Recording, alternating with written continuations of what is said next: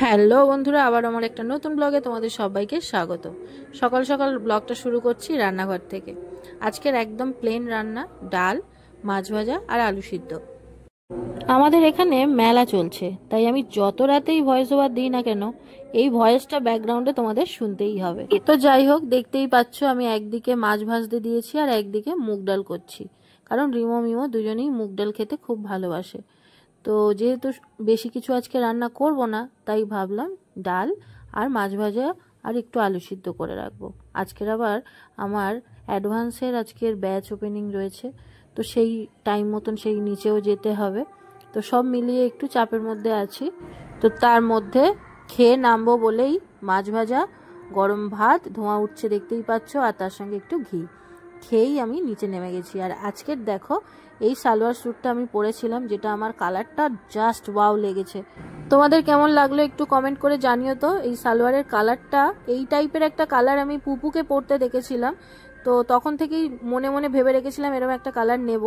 তো পেয়েও গেছি আর নিয়েও নিয়েছি। এবারে আমি একটু মেকআপ করে নিচ্ছি। রেডি হয়ে চলে গেছিলাম ক্লাসে, আর তারপরে ক্লাসের সময় আর কোনো ক্লিপ নেওয়া হয়নি। তারপরে আমি এখন একটুখানি বেরোচ্ছি, একটু বেহালা যাব। তো প্রচণ্ড রোদ আজকের, রিমোর বাবা বলেছে গাড়ি নিয়েই যেতে, তো সেই জন্য গাড়ি নিয়েই যাব। ড্রাইভার এসে গেছে।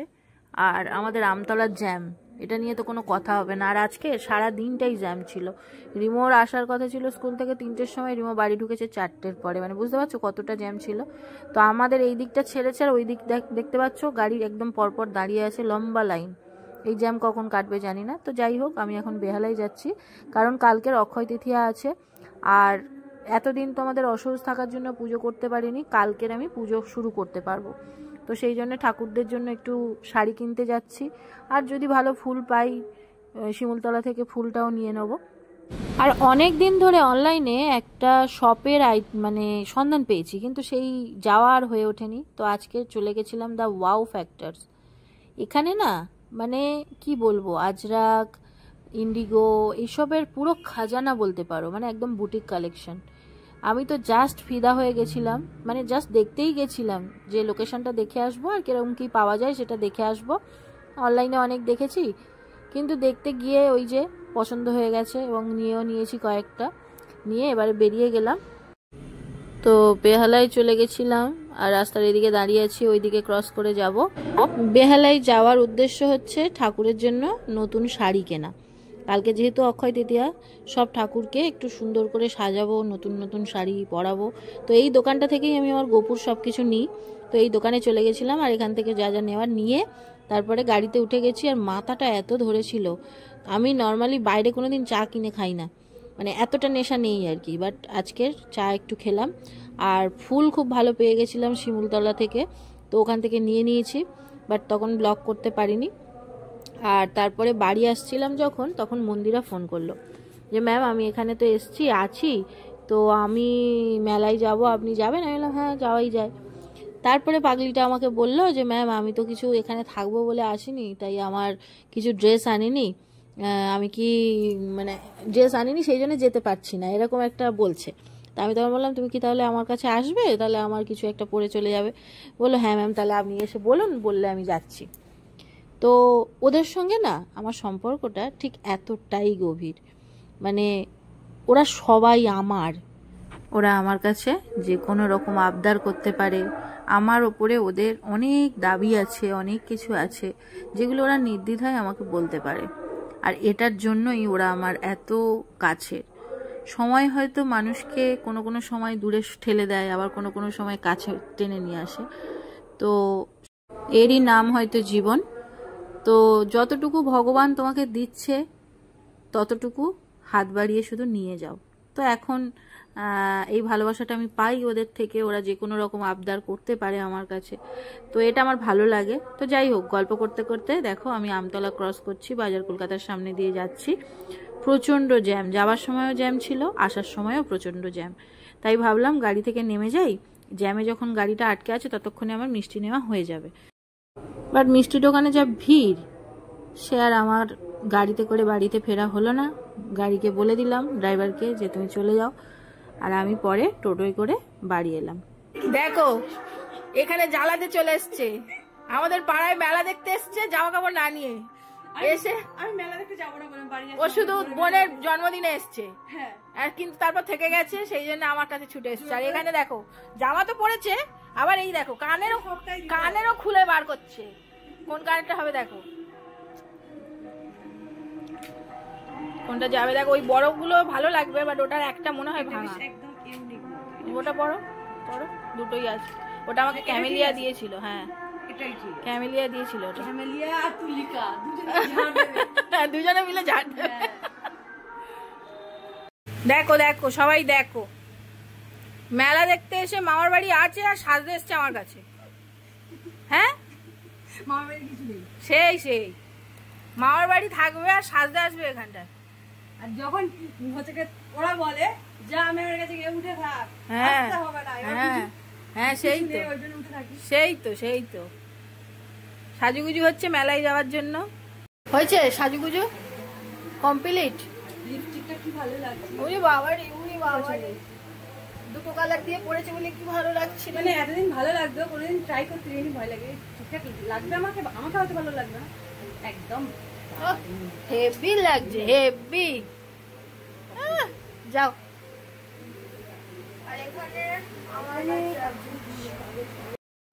মন্দিরা রেডি হয়ে বেরিয়ে গেল।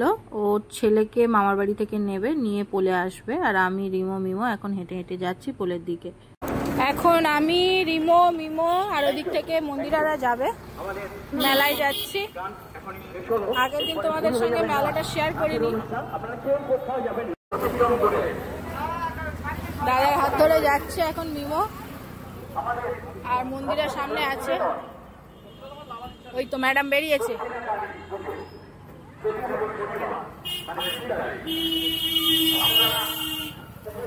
ম্যাডাম বেরিয়েছে।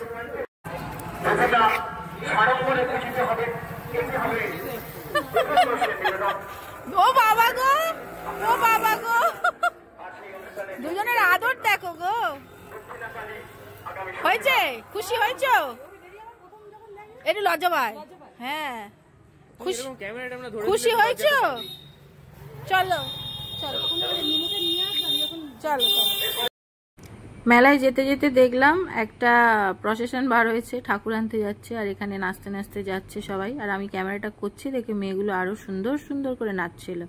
তো যাই হোক একটু দাঁড়িয়ে থাকলাম, আর তারপরে আবার মেলার দিকে হাঁটতে শুরু করলাম। নাগরদোলা দূর থেকে দেখতে আমার বেশ ভালো লাগে, বা এরকম ক্যামেরা করতেও ভালো লাগে, বাট ওঠার কথা কল্পনাতেও আমি আনতে পারি না। আমার এতটাই ভয় পাই আমি। কিন্তু রিমো খুব চড়তে ভালোবাসে, বাট এবারে কেন জানি না দেখলাম যে এখানে মানে কিপারামপুরের এটাতে চড়বো বলেনি। তো যাই হোক, ও চড়বে বলেনি, ভালোই হয়েছে। আর প্রথমে মেলাতে ঢুকেই মিমো আর প্রিয়াংশু ওরা দুজনে কটন ক্যান্ডি খেতে চাইলো। আর মন্দিরার বোনও ছিল, মাসির মেয়ে। তো ওদের তিনজনের জন্য 3টে কটন ক্যান্ডি কেনা হলো। এরপরে বাচ্চাদের 3টে কটন ক্যান্ডি নিয়ে 3টে বুড়ি ফটোশুট করে নিলাম। তারপর চলে গেলাম ফুচকা খেতে। ফুচকাটা বেশ ভালো ছিল, তবে ওই আর কি, মেলায় হোক বা আমতলা বাজারে যেখানেই হোক ফুচকা আমি ম্যাক্সিমাম 4টে থেকে 5টা খেতে পারি। তো আমাদের খাওয়া কমপ্লিট হয়ে গেল। মেলাতে কিন্তু এইরকম সুন্দর সুন্দর ডান্স পারফরমেন্সও হচ্ছিল। তো মেলার আনন্দ উপভোগ করার জন্য এর থেকে ভালো কম্বিনেশন আর কি হতে পারে। বিভিন্ন রকম স্টল আর তারপরে ফাংশন, তো সব মিলিয়ে বেশ ভালো লাগছিল। ফুচকা খেয়ে প্রচণ্ড ঝাল লেগে গেছিল। তারপরে আইসক্রিম। ওরা 3জনে, রিমো মিমো আর প্রিয়াংশু কর্নেটো খাচ্ছে, আর আমি আর মন্দিরা এইটা খাচ্ছিলাম। বেশ ভালো টেস্ট ছিল।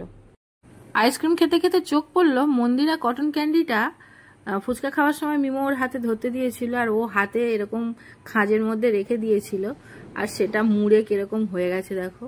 আর মিমোর মুডটা একটু খারাপ হয়ে গেছে, হ্যাঁ আমার কটন ক্যান্ডিটা কেন এরকম হয়ে গেল। তারপরে আমরা লস্যি নিয়েছিলাম। মন্দিরা লস্যি খায় না, কিন্তু লস্যি হাতে নিয়ে ফটো তোলাটা দরকার, তো ফটো তুলে নিল। আর এখানে দেখো আমাদের জন্য স্পেশাল করে লস্যিটা বানিয়ে দিচ্ছিল দিনেশ দা।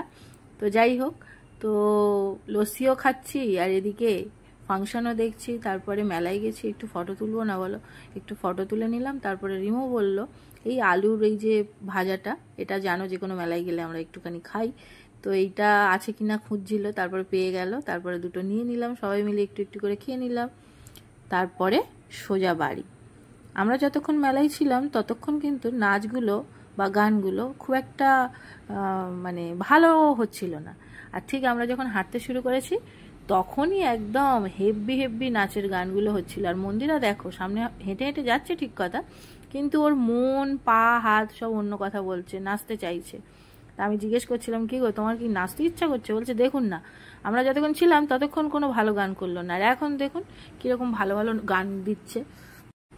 তারপরে মিমো আর প্রিয়াংশু দেখতেই পাচ্ছ, ওদের দুজনের এই টাইমটা মানে ছেড়ে আসার সময়টা ওদের দুজনকে খুব মানে আলাদা করাটা একটু চাপের হয়ে যায়। তো প্রিয়াংশু ওকে নিয়ে ওই মন্দিরার মামার বাড়ি চলে যাচ্ছিল, তারপরে রিমো গিয়ে আবার নিয়ে এলো। আর এখানে মন্দিরা আমাকে বললো, ম্যাম কোল্ড ড্রিঙ্কস খাবেন? এখানে কোল্ড ড্রিঙ্কস আছে। কোল্ড ড্রিঙ্কসে কি আর আমার না আছে গো, বলতে পাগলিটা চলে গেল, নিজে ফ্রিজ থেকে বার করে নিচ্ছে। দেখো দেখো মন্দিরা কিরকম ভাবে রাস্তাটা পার হলো, কিরকম স্টাইল দিতে দিতে। টাটা বাই বাই, আবার পরশুদিন। ওদেরকে টাটা করে আস্তে আস্তে হাঁটতে শুরু করলাম বাড়ির দিকে। কিন্তু জ্যামটা শুধু দেখো, লরির জ্যাম দেখো, পুরো একদম পোল থেকে আমাদের বাড়ির সামনে পর্যন্ত পুরো লরির জ্যাম হয়ে আছে। মিমো আর রিমো আগে আগে যাচ্ছে, আমি ওদের পেছন পেছন যাচ্ছি। তো চলো আজকের ব্লগটা এখানেই এন্ড করি। আশা করছি আজকের ব্লগটা দেখতে তোমাদের ভালো লেগেছে, আর যদি ভালো লাগে তাহলে কিন্তু অবশ্যই লাইক কমেন্ট করো, আর ভালো লাগলে শেয়ার করো। আর যারা এখনও সাবস্ক্রাইব করোনি প্লিজ সাবস্ক্রাইব করে নিও। নেক্সট ব্লগে আবার তোমাদের সঙ্গে দেখা হচ্ছে, ততক্ষণ সবাই খুব ভালো থেকো, সুস্থ থেকো, টাটা।